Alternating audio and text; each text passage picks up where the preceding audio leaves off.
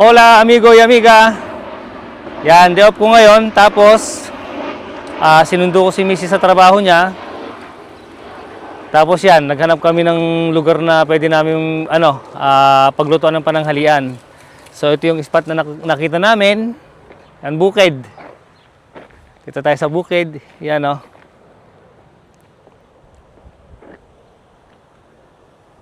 Tapos to may puno. Yan, diyan kami pumuwesto. Ganda, medyo malamig pa ng konti, preskito pa yung hangin. Tapos andito si Mrs. Magluluto tayo ng sinigang na hipon.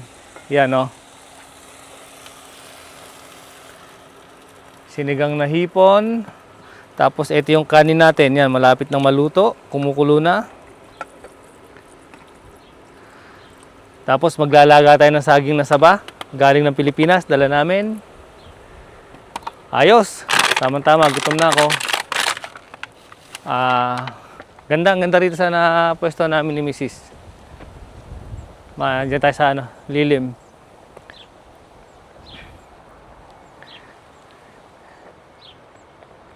Yan. Yan oh, ganda, di ba? Medyo maingay nga lang dito kasi andito lang yung airport. Kaya lagi may dumadaan na eroplano.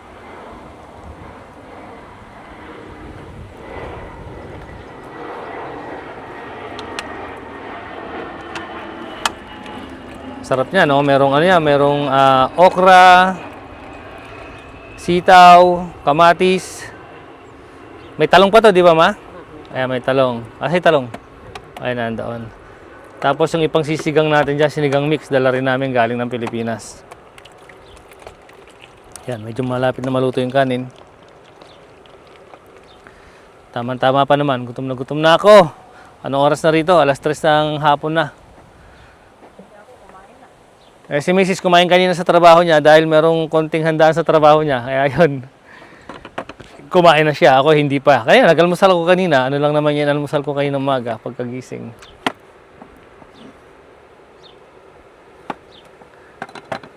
Ito yung power station natin, oh. Blue Yeti.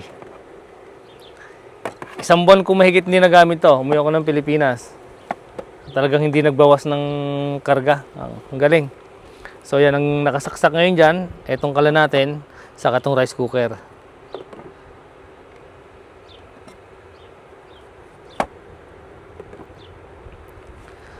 Ayos! Yan, may parating na naman aeroplano. Medyo maingay. Kasi nga, ayan, nandiyan lang yung airport.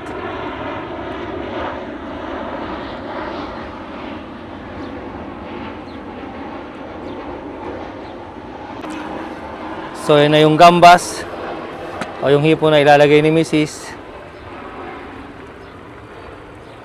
Wow. Ayun oh, lalaki.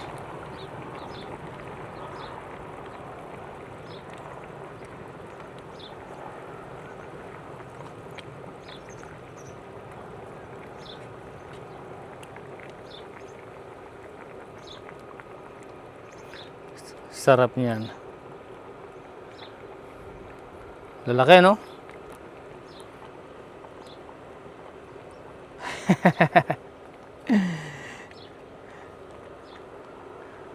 Ayos. Tapos takpan mo. Yan.